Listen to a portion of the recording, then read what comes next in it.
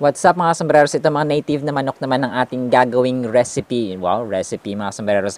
So ito yung mga kandidato. Una sa lahat pala ay inform ko kayo na pangit po ang ating camera, pangit ang ating kusina, pangit ang ating kaldero, pati po ang nagsasalita, pangit din po. Joke, char, sana hindi po totoo yung joke na last. Ito mga sombreros ang kandidato at kandidata para sa lilitisin at gigilitan mga sombreros. Ito na nga at dinakip namin. So ito yung sasabihin natin na medyo may masamang mangyayari kinabukasan. Kinulong muna namin siya mga sombreros kasi nga kailangang tag dito, hindi siya makawala pagka umaga. Nag-init na ako ng tubig pakukuluan kasi ito yung gagamitin natin para sa pagpatanggal ng or pampatanggal ng mga balahibo.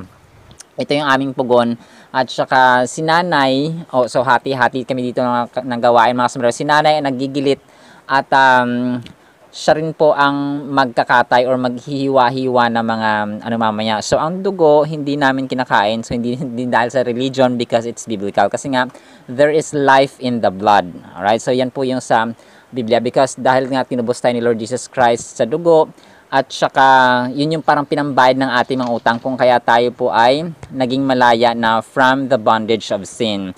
Nilublob na namin mga sombreros ang manok na native na masasabi natin na hindi pa siya gaanong malaki. Sakto lang na pwede nang katayin at saka gawing ulam mga sombreros. Masarap to mga sombreros. And isa sa mga na-realize dito sa probinsya, kailangang marunong ka at masipag kang mag-alaga ng mga hayop tulad ng manok, tulad ng pato, ng kambing, ng baboy, no? Kasi pag wala kang pambili at gusto mong magbenta, for example, tulad nito, merong manok kang madadakip, no? Makukuha. Kasi, yun nga, no? Pag wala kang pambili. Ito si Toto, gustong-gusto niya talaga. Ito yung bunso namin mga sombreros na nakapatid. At gustong-gusto niyang magbalahibo ng manok. Isa sa mga gusto niyang gawin ito mga sombreros, parang pastime. At saka parang na-enjoy niya. Marami siyang pwedeng gawin. So, medyo may diferensya sa isip mga sombreros. Pero, napapakinabangan namin siya dito sa bahay. Like maglinis ng ginagawang ng walis tingting, at saka mag-aano ng mga gulay, at saka magkudkod ng niyog, no? Siya po ay maasahan dito sa loob ng bahay, no? Tulong-tulong po kami dito. Tatatlo lamang po kami kasi yung stepfather namin nasa palayan na, doon na siya, meron siyang kubo din doon, at saka may mga itik. So kami dito ang tatlo, tulong-tulong. So kung ako yung magluluto, kunwari pag magkakatay kami ganito, si nanay magigilit, no? Si division of labor para hindi masyadong mahirap. Hindi yung sa pagkain lang tayo nagkakasama, hindi pwedeng gano'n. So dito yung mindset namin hindi gano'n. Tulong-tulong kasi mas madali, mas magaan, at saka alam mo yun, pati si Toto rin na exercise niya. Ayan, no? So ako yung tigsilab mga sombreros kasi may naiiwang mga maliliit na balahibo. So, kailangang matanggal din yon kasi nga madumi siya tingnan. So, hindi na siya pwedeng kainin. So, nagpa-apoy na ako, no, nagpaano na ako ng apoy. Masaya kami dito mga sombreros kasi ako walang dull moment sa akin pagdating kay Toto, no. Parati akong naggumagawa ng paraan, gumagawa ng way, gumagawa ng mga jokes, gumagawa ng mga comedy para maging masaya. So, pag dito sa bahay, naku, tawa lang tayo ng tawa. Pero hindi na nag-iisa kasi baka iba na yung isipin natin. Iba na yung isipin pag nag-iisa ka na tapos matawa ka. So, yan. So, kawawa yung si manok kasi nga sinisilaban ko na siya. Kailangang matanggal din yung mga maliliit na balahibo. Kasi nga, hindi siya dapat nandoon. As simple as that. So, kailangan malinis siya mga sombreros. So, gumamit na ako ng pang-ipit kasi medyo mainit na siya. Very beneficial dito mga sombreros ang dahon ng nyog. So, ayan na nga. So, pwede na siyang hiwain or slice. Sa tawa ko ng tao dito. Ayan, at sinunog ko na yung balahibo ng manok para maamoy ng kapitbahay namin na manok yung ulam namin. Charong! Love na love ko yung mga kapitbahay namin dito mga sombreros. Ayan nga. So, si Toto, pag manok talagang ulam, parati siyang gising. So, hindi namin hinayaan na wala siyang ginagawa mga sombreros kasi yung walang exercise. Kaya, as much as possible ay binibigyan namin siya ng tasks.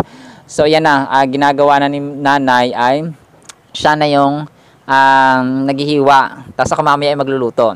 So, si Toto, since excited siya parati, ay parati namin siyang binibiro, no? Excited na kumain kasi nga manok yung ulam, ganun-ganon. So, alam niyo na yung mabiro ang magpamilya. Pero, ito na mga sombreros, no? Kawawa yung manok natin. napakahalaga mga sombreros na meron tayong initiative when it comes to, well, English, when it comes to tending or mag-alaga ng mga hayop. Kasi tulad sa amin, gusto namin kumain ng karne, no? So, hindi na kami bumili, no? So, hiniwa-hiwa ko na rin mga sombreros ang bawang at saka yung ating sibuyas, tsaka so wala nang arte-arte, no? So ang espesyal sa amin mga sombreros ay hindi maraming ingredients, maraming sahog, no? And unique ito kasi ang saging mga sombreros when it comes to pag ginagawang ulam siya doon sa Manila ay parang ano lang, no? Tawag dito, pochero lang, tsaka pork ang ginagawa, nilalagyan nun. So yun yung tawag doon. Pero sa atin, no, since mahilig tayo ma-experiment sa mga ulam-ulam, ay manok con saging. Ang con mga sombreros sa Spanish ay with. So, yung recipe na ito ay manok with saging. So, yan. So, yung luya namin mga sombreros ay may scientific name na Zingiber officinal. Nag-scientific name na ako dito. So, sariling tanim po namin to, tsaka hinarvest ko siya. So, yun yung advantage, no, pag meron tayong tanim dito sa probinsya, pag may space na pwedeng pagtamnan, kailangan masipag tayo magtanim. Ayan, gigisahin ko muna yung mga sahog mga sombreros at yun, yung mahiwagang kalderong manipis na maitim ulit yung ating gagamitin. So, ayan. So, pag tawag dito, pag grabe yung apoy, tsaka mabilis uminit, so syempre mas madali nating maluluto yung ating lulutuin. Nilagyan ko na yung mantika mga sombreros at syempre sinabay-sabay ko na yung sahog, no, wala ng arte-arte, naku, kakainin din naman lahat. So yun siya mga sombreros. So syempre hahalu-haluin natin siya ng konti, no? Yun naman talaga, hindi na kailangang i-memorize yan. Kailangan ko ba i-memorize yan? Charong. So yan mga sombreros. So ilalagay na natin yung mga nahiwang native na manok na mas malasa kumpara natin sa mga commercial na mga manok mga sombreros kasi puro feeds, no? Puro mga commercial food din yung kinakain nila. Charong, commercial food. So ito na mga sombreros, sinalo-halo ko na siya. And then nilagyan ko ng konting toyo, no? Semi-adobo siya sa una, pero mamaya ay lalagyan natin ng konting twist. Ayan, so hinalo-halo ko na siya kasi nga nilagyan ko na ng konting suka at saka konting toyo mga sombreros. Konti lang talaga kasi para mas masarap yung lasa sa akin. So depende din sa inyo. Tapos lagyan ng konting tubig para medyo maluto yung ating karne ng manok mga sombreros. So ito, manguha ko ng papaya. Nakita ko yung mga kapatid niya. So hindi nila alam, ninakaw at wala na, patay na, minurder na yung kanilang kapatid mga sombreros. Itong papaya namin mga sombreros natumba ng baha. So pinakinabangan pa rin namin siya tulad nito, no? Yung iba pinapakain namin sa baboy, pinapakain sa mga biik at saka sa nanay na baboy. So mahilig nila kami nanay mag-alaga ng mga hayop at saka magtanim mga sombreros. So ito, hindi po ako nagnakaw sa kapitbahay. Sa amin po itong tanglad na to mga sombreros. Napakahalaga rin dito sa probinsya na dapat nagtatanim tayo kasi hindi naman sa lahat ng oras may pera kang pambili o hindi sa lahat ng panahon pwede kang humingi na lang sa kapitbahay, no? Hindi po parang hindi ganoon yung dapat na mindset natin. So ayan, nakuha ko ng mga sombreros yung papaya at saka yung tanglad. Nagpapasalamat pala ako kasi hindi amin yung lupa dito sa may pinagtamnan namin pero pumayag sila, no? Kila Auntie Vilma at saka kaya Uncle Butoy. So God bless you po. Ayan na, so hindi po ako, again, no, division of labor. Kailangan yung trabaho, dinidivide natin. Hindi lang ikaw yung gumagawa, si Toto. So gusto rin na Toto na magbalat ng gulay mga sombreros. So yan, tingnan ko ulit yung niluto ko at saka inalo-halo para ma-check ko kung pwede na bang lagyan ng sabaw. Tinikman ko rin yung timpla mga sombreros kung pwede na ba. So after nun, habang si Toto ay nagkukudkod ng niyog, nag-grate ng, wow, English, nag-grate ng niyog, ako naman ay ready ko na yung papaya na binalatan niya. So dito mga sombreros, hindi boring yung bahay nito, although hindi gaano maganda. Ayan, yun na lang term. Hindi gaano maganda ay masaya mga tao at saka mabait ko, no. Charong. So yan mga sombreros, iniwa-hiwa ko na yung mga papaya. Mamaya abangan nyo yung trivia natin about sa papaya mga sombreros. So yon. So eto na yung ating special ingredient. Cherong special. Saging nga lang yan. So, ito yung saging na 5 piraso. Depende na po sa inyo kung ilang piraso yung gusto nyo. Hinog na saging. Para sa amin kasi, parang naging staple food or staple na fruit na namin yung saging. Kasi bawat gulay namin may saging. Kasi para siyang, ano siya, medyo matamis na hindi ko ma-explain, pero masarap kasi ang hinog na saging pag nilagay mo sa mga niluluto mo sa sombreros na hindi ko alam sa amin, pero we tried it multiple times. Well, English yun na masarap po pag may saging. Chinek ko ulit yung aming yung karne. Ayan, so titikman natin. Syempre mainit siya. So ayan. Oh, masarap siya, no? So parang buto na lang yun. So, hindi siya kasi ganun kalaki mga sombreros na chicken or na manok or native na chicken. Pero, yung lasa ay, nako, wala akong masabi. No? Pero alam niyo na po yun mga sombreros, mas malasa ang native na manok kumpara mo sa commercial na manok. So, nilagyan ko ulit siya ng sabaw. Ito na yung sabaw na pang maramihan. Kasi nga, ilalagay natin yung ating papaya at saka saging. At ito naman yung tanglad. Sa hindi ulit marunong magtali ng tanglad, ito po yung pamamaraan. Ayan. So, medyo maingay si Toto kaya nasigawan ko. Pero with love. Nasigawan pero with love. Charang sana. So, nilagay ko na po yung mga sombreros, yung ating papaya at saka yung ating saging. Pero, sinabay ko na. No? Huwag na pa special. Naku, kakainin din naman lahat yan. So, kasi pareho lang sila ng time span na na maluto. So, yan. Kumukulo na rin siya mga sombreros. At medyo malapit-lapit na. Ito na yung ating finished product. So, yung ating tinimpla or titimplahin ay kape na stick or yung kaping matapang na pwede kang ipaglaban. Charong! Sana. So, mas sa akin kasi, mas kumbaga pa cleanser yung black coffee kumpara mo sa 3-in-1. Kasi yung 3-in-1, marami siyang ingredients na may cause, damage. English tayo dito. So, nilagyan ko na yung thermos, yung mainit na tubig, yung ating kape mga sombreros. So, ito na mga sombreros, titikman na natin ang ating manok con saging. Yung Spanish kasi yung con. So, kailangan magdasal tayo mga sombreros, magpapasalamat sa bawat blessing natin sa buhay. So, masarap, no?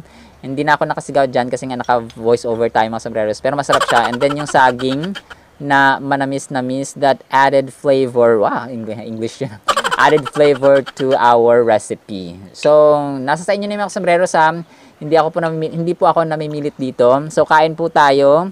Ayan. So, medyo napalaban tayo dito kasi masarap ang ulam kung kaya marami ang ating pagkain. Tapos, sa normal na setting mga sombreros, sabay talaga kami ni nanay kumain.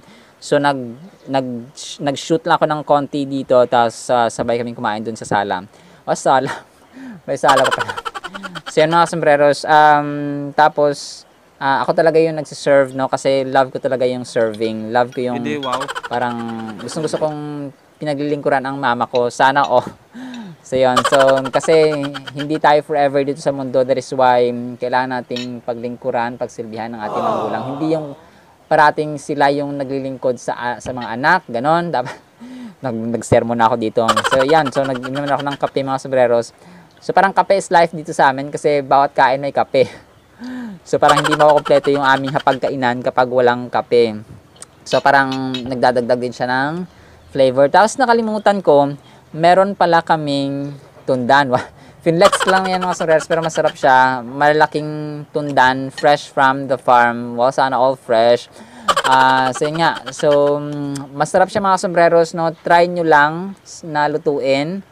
Pero hindi ko naman sinasabi na pinipilit ko kayo. At ito ang konting kalamang dapat alam mo, ang papaya mga sombreros na may scientific name na Carica papaya, bagaman kinukonsumo natin bilang gulay kapag hilaw at prutas naman kapag hinog, sa botany po mga sombreros ay tinuturing po itong tree, kung kaya ang complete name nito ay papaya tree.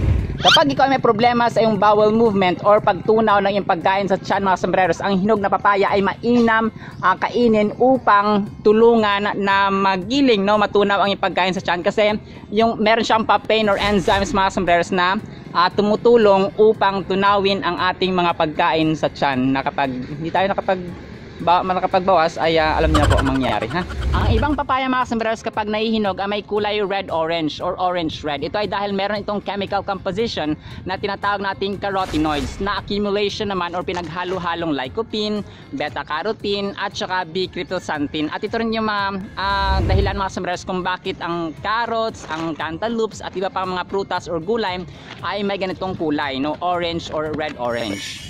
Kaya laging tandaan, wagi ang may alam kung kaya dapat, alam mo. Muli po ito po si Kasombrerong Dennis na nagsasabing ang buhay ay mas lalo nagiging masaya, mas lalo nagiging puno ng faith, hope, and love pag si Lord Jesus Christ na ating Panginoon tagapagligtas at pag-asa. Muli po, maraming salamat po mga sombreros at see you sa next segment. Bye-bye! Marami kaming papaya dito mga sombreros, no? Pero yun nga, namatay. Tulad nito, natumba. So, kakasimula pa lang nilang magbunga ay binahaan na sila. So ang mga papaya kasi ay hindi sila gaanong tumatagal or namamatay sila kapag basa, no? At saka lalo na pag binahaan. Ay, nagkalaman pa tayo. Paalam, bye bye.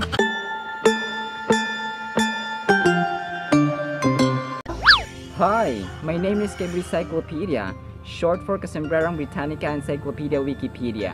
And yeah, I have my hat removed just for this segment, and my role here is very simple and easy. Let me begin my task by asking. Have you seen my big book? I think I'm lost here. Where am I heading to? I'm concerned about my big book. Where's my big book? Can you help me find my big book? Just enjoy it, Toto. Our vocabulary term is feckless. Wawa naman si Toto sa tulay. Bumalik ka na dito, huwag ka nang gumala dyan. Ang feckless mga sombreros ay adjective. Ito po yung paglalarawan natin sa isang tao na merong weak character. Di ba? Sasabihin na, weak mo naman, ang weak mo naman. Parang kulang sa determinasyon, no? Kulang sa lakas para gawin mo ang isang bagay properly. No? Parang wala kang kakainang gawin ng isang bagay na maayos. Ang mga possible synonyms po natin dito ay irresponsible, inefficient, sakit naman irresponsible, inefficient, futile, at pag ginamit naman sentence ay let it fly, Mr. Dictionary.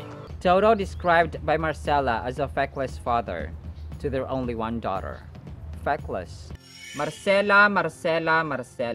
Do you know Marcella Agoncillo? Si Marcella Agoncillo mga sombreros ay isa sa managtahi ng ating pambansang watawat. Unang naisip ng ating pinakaunang pangulo at pinakabatang pangulo sa kasaysayan ng Pilipinas na si Emilio Aguinaldo at the age of 29 na naging pangulo siya.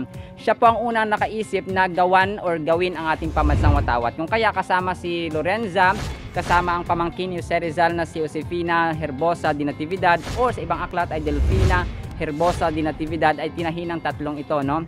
Si Marcela Agoncillo, si Lorenza at si Josefina or Delfina Herbosa de Natividad ang ating pambansang watawat. Ngunit hindi dito sa Pilipinas tinahi ang ating pambansang watawat o ang pinakaunang Philippine flag, kundi sa bansang Hong Kong na may capital city na Hong Kong City. Ang Philippine flag mga sombreros represents freedom, no, represents kalayaan mga sombreros. Patunay na tayo po ay malaya na. Basahin po natin ano bang ibig sabihin natin ng malaya, no? Malaya tayong gawin ng anong bagay, no? Malaya tayong sabihin ng anumang bagay, no? Pero basahin po natin Galatia 5:1. Malaya na tayo dahil pinalaya tayo ni Kristo, no? Iba naman po yung pagpapalaya ng ating mabayani, pero Jesus Christ himself is the greatest and ultimate reason or example. Kaya magpakatatag tayo at huwag nang paalipin pang muli. John 8:36, kung ang anak ng ang magpapalaya sa inyo, si Jesus Christ ito, kayo nga'y magiging tunay na malaya.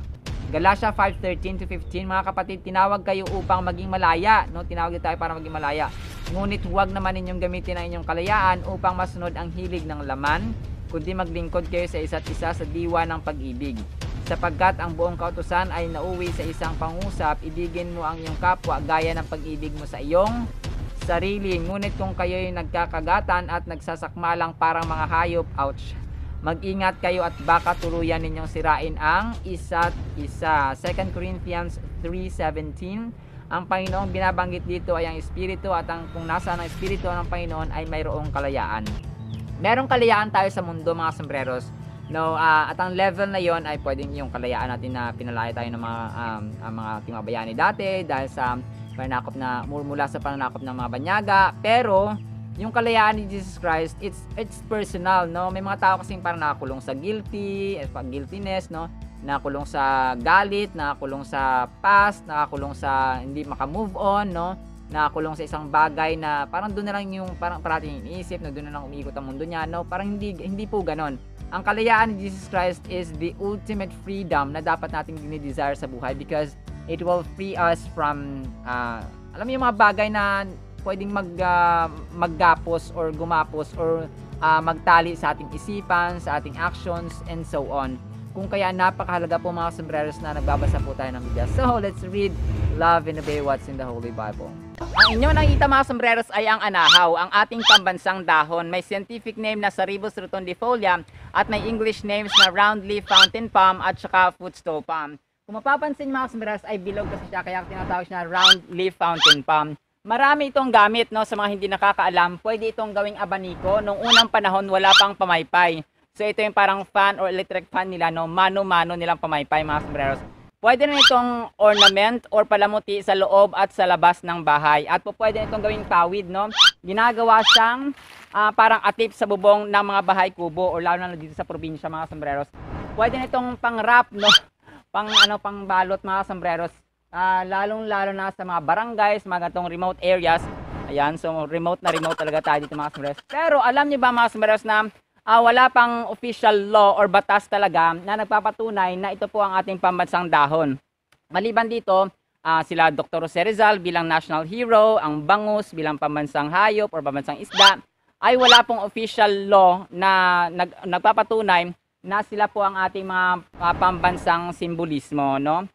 Merong House Bill na pinapasa ang Bohol Representative na si Rene Lampagos under House Bill 3926 na maging official na, no, maging batas na sila po. Ito po ay isa sa ating pambansang simbolismo o pambansang sagisag na yun nga, dahon ay hindi pa po ito na isa sa batas. Ito po ang inyong hamak na lingkod, Kasombrerong Dennis, at sa paghatid ng kaalaman at tawa ay kasama ko sina Cable Cyclopedia o Kasombrerong Britannica Encyclopedia Wikipedia, si Mr. Dictionary, si K. Graham Pitch or Kasombrerong Grammar in Speech, at sa tawa, syempre, si Toto, ang pinakakwela sa lahat na nagsasabing, sabayan nyo kami, ang buhay ay masalang nagigiyang lalang